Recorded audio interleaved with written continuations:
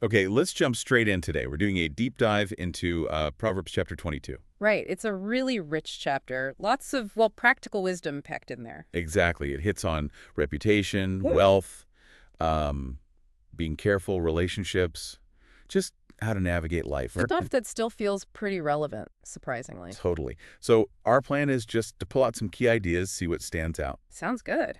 Where should we start? Well, right near the beginning, you get that line, a good name is more desirable than great riches. Yeah. To be esteemed is better than silver or gold.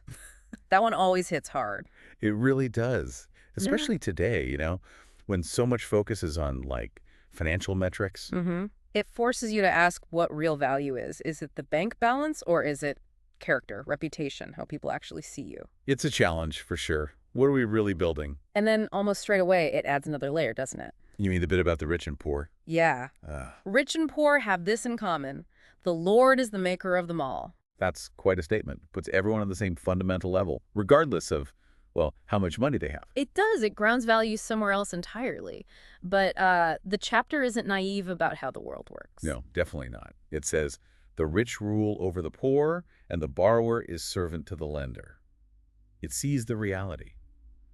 It observes those power dynamics clearly. There's this tension, isn't there? Absolutely. You have the sort of a higher truth and then the practical observation of how things often play out. But it doesn't just observe and move on. It gets quite pointed about exploiting the vulnerable Right. Strong warnings there, saying the Lord will defend the poor. and connecting oppression of the poor or even, giving excessively to the rich as paths that actually lead to poverty. That's counterintuitive, maybe? It is nuanced. It's not just saying wealth bad, but looking at how it's used, the dynamics within this moral framework. A kind of practical ethics tied to consequences. Okay, what about prudence? That gets mentioned too. Oh, yeah. A prudent man sees danger and takes refuge. But the simple, keep going and suffer for it.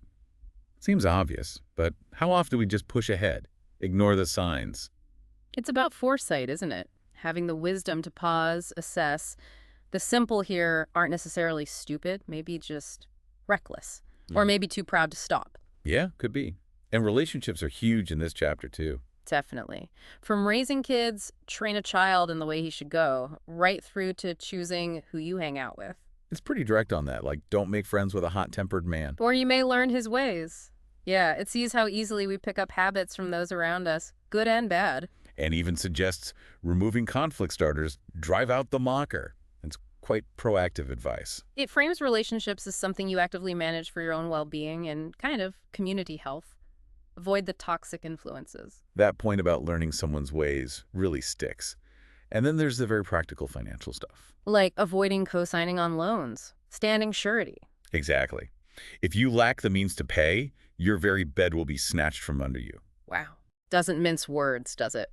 It's a stark warning about getting entangled in debts you can't handle. And respecting boundaries, too, like the ancient landmarks. It links all these seemingly small things. Financial caution, respecting property, choosing friends. It links them all to basic integrity and stability. They're not minor tips, they're foundations.